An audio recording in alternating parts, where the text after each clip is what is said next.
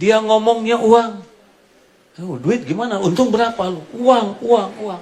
Dan tiap ada orang ngedengar ngomong uang, telinganya tuh langsung rebing. Wah, yang menarik cuman ngomong uang. Berkelahi karena uang, berkeringat karena uang, habis waktu demi uang. Demi Allah, apa sih namanya uang? Uang cuman kertas pindah. Uang cuma kertas pindah. Kerja 1 bulan, kasih gaji. Berapa lama pegang uang itu? Enggak lama. Bawa ke rumah, Bu, nih gaji, udah pindah. Hanya untuk itu. Memang disembunyikan sebagian, ya. Tapi sampai ke pom bensin, full tank, keluar. Ban meletus, keluar. Ibu dapat uang, alhamdulillah. Berapa lama ibu pegang? Oh, belum 6 hari, Bu. Ini buat cicilan, keluar. Buat sekolah, keluar. Hanya 2 jam. Hanya untuk itu. Saya pernah dengar koruptor ngambil uang rakyat, disimpan di tembok. Lihat tidak, pakai tidak, megang tidak, hanya ngusap tembok. Ini kan sakit jiwa, hadirin. Sesungguhnya koruptor itu orang yang sakit jiwa. Karena kalau pikirannya normal, dia tahu bahwa uang itu tidak ada apa-apanya. Banyak yang menyembunyikan uang, disimpan di bank, lihat tidak, megang tidak, pakai tidak, hanya ada catatan. Catatan gampang, mau saya bikin kan? Hanya catatan, makan ya segitu-gitunya. Ayo silakan Pak, makan kambing guling. Kolesterol. Bang, kita makan sirup. Sakit gula. Ayo mau duren. Asam urat. Uang miliar-miliar. Merasa bangga. Siang malam hanya untuk itu. Dinikmati tidak, dilihat. Ini kan maaf ya, agak sakit jiwa sebetulnya. Karena jiwa-jiwa yang normal tuh ngerti. Uang ini adalah hamba dia untuk beramal soleh. Senang keluar uang, nolong. Ini bahagia, itu bisa sekolah, ini bisa lunas hutang, ini bisa ke Mekah, ini bisa beasiswa. Ayo, nah itu benar bahagia, itu normal, itu sehat. Tapi yang tidak sehat begitu saja. Sampai tua begitu. Mati, dibawa tidak? Ada yang matinya dikubur pakai gepokan uang? Pakai uang logam? Enggak ada, Bu. Mati sekejap itu jadi bukan milik dia. Makanya maaf, saya tidak mengatakan harus miskin. Tetapi jangan diperbudak kekayaan. Ada juga yang nanya, mau jadi orang kaya? Tidak. Beneran? Benar Pak. Saya kalau ditanya mau jadi orang kaya harta, tidak. Tapi kaya ilmu, kaya amal, kaya hati mau. Kenapa nggak mau jadi orang kaya harta? Tidak penting jadi orang kaya. Yang penting tuh setiap perlu. Bukan ada, Bu, cukup. Ada juga kalau nggak cukup pusing. Perlu 2 juta, adanya 2.000 kan stres, Bu. Jadi tiap perlu, cukup. Itu yang penting. Perlu buat makan, cukup. Perlu buat anak sekolah, cukup. Perlu buat beli rumah, ya kan penting cukup, Bu. Beli ganti kendaraan, buat ke Mekah, buat sedekah. Mau apa kaya kalau gitu? Tidak penting masa mau makan kaya, mau sekolah kaya, tidak. Yang penting itu cukup. Benar? Dan cukup itu dalilnya wa may yatawakkal 'alallah fahuwa hasbuh. At-Tolaq ayat 3. Barang siapa yang hatinya hakul yakin ke Allah, Allah tahu hati kita, dan tawakal, Allah satu-satunya pemilik rezeki, Allah satu-satunya pembagi rezeki, Allah yang membuka, menahan, mengambil, dan semuanya hanya milik Allah, hanya dari Allah, enggak pernah minta-minta ke makhluk. dia kerja jujur menjemput rezekinya, karena yakin Allah akan memberinya, Allah jamin akan cukupi. Beneran Bu? Orang kaya belum tentu hatinya merasa cukup. Benar? Orang kaya belum tentu hidupnya merasa cukup. Tapi orang yang cukup pasti bukan cukup. Kaya lagi, kayak dasar pengen. Teruskan. Jangan diperbudak oleh harta, ya.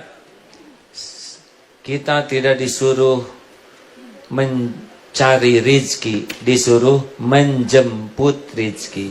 Kalau mencari antara ada dan tiada. Kalau menjemput pasti ada. Yang dicari itu berkahnya. Kita udah selesai nih rezeki kita tuh. Dibagikannya udah selesai. Tapi berkah atau tidak tergantung bagaimana kita cara menjemputnya. Kalem.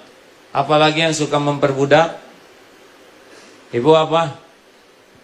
Hah? Enggak, ibu-ibu apa? Suami.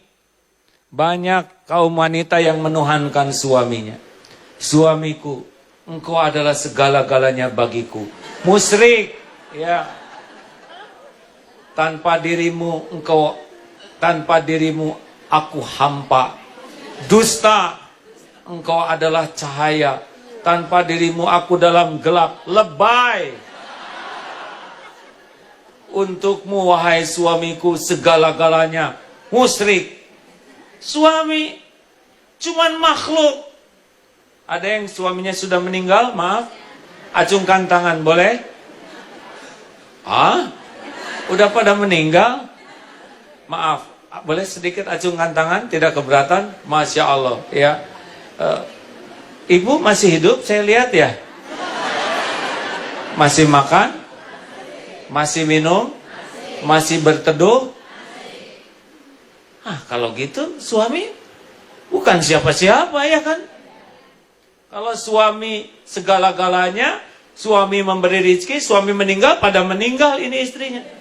Suami itu cuma hamba Allah, ladang amal bagi ibu-ibu. Sebagian ladang rezeki dari Allah lewat suami. Suami nggak ada, Allah yang ngasih rezeki. Buktinya ibu-ibu malah tambah bahagia sekarang. Mungkin, ya.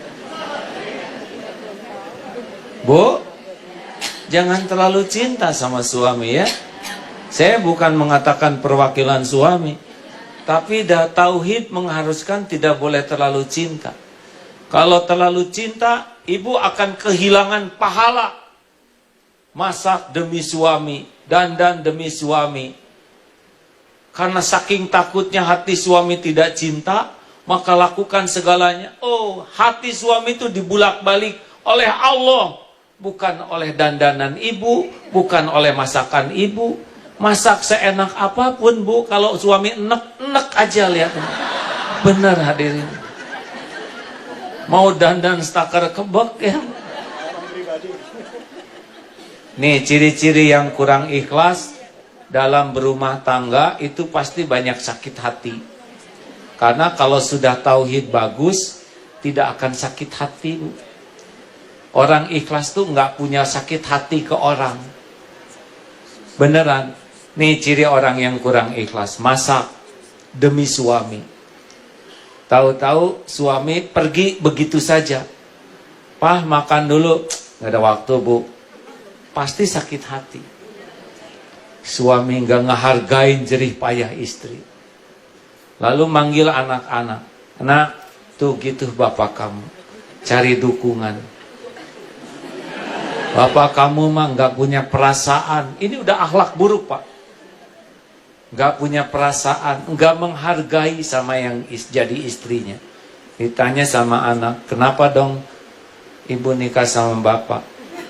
Habis gada lagi, tahu. Ini lebih buruk lagi hadirin. Tapi bagi orang yang tauhidnya mantap, masak, udah niat, udah jadi amal. Kurang apa? Allah lihat enggak ibu masak? Kalau ikhlas jadi amal. Udah dibagus-bagusin piringnya, pakai dandanan, masakannya, itu juga jadi amal. Enggak dimakan, memang bukan rezeki suami. Kalau rezekinya pasti ditelan itu. Suami pergi, dimakan aja oleh ibu, kenapa rewel? Jarang ibu masak didandanin gitu ya. Nah jelas. Bu, gimana suami nggak makan? Dia memang bukan rezekinya. Ini rezeki pahala sabar buat saya. Enteng bu, demi Allah, enteng hidup ini. Kalau tidak menuhankan makhluk. Tahu kenapa kita sering sakit hati? Karena Tuhan kita adalah penilaian orang. Ingin dihargai, ingin dihormati, ingin dipuji, ingin dikagumi, ingin diperlakukan spesial. Itu Tuhan kita itu adalah makhluk. Sehingga ngabdi saja demi penilaian orang. Kenapa banyak cicilan? Karena pengen dipuji. Padahal yang muji tidak pernah bantu bayar cicilannya. Ini masalah. Benar? Saya tidak niat menyinggung Pak, tenang saja. Ada yang menjadi tua tuh stres. Karena menuhankan penampilan. Ingin awet muda. Enggak mungkin bu. Ibu direndam pakai cairan apa gitu. Nikmati jadi tua tuh bu. Nggak usah tahan napas terus, biasa saja. Karena ingin kelihatan langsing, tahan napas. Menderita. Ada orang yang diperbudak penilaian orang bu. Bukan tidak boleh berpenampilan bagus, tapi jangan diperbudak. Makin mahal, makin bagus, makin nyiksa. Oh iya bu. Coba yang sekarang stres, ini pasti yang slopnya mahal, bagus, dan belum lunas ya. Yang tenang ini, yang pakai sendal jepit kiri dua-duanya. Nah, bu, serius hadirin. Makanya maaf, ada yang diperbudak barang bu. Ada yang diperbudak penilaian orang. Nah, tauhid membebaskan kita dari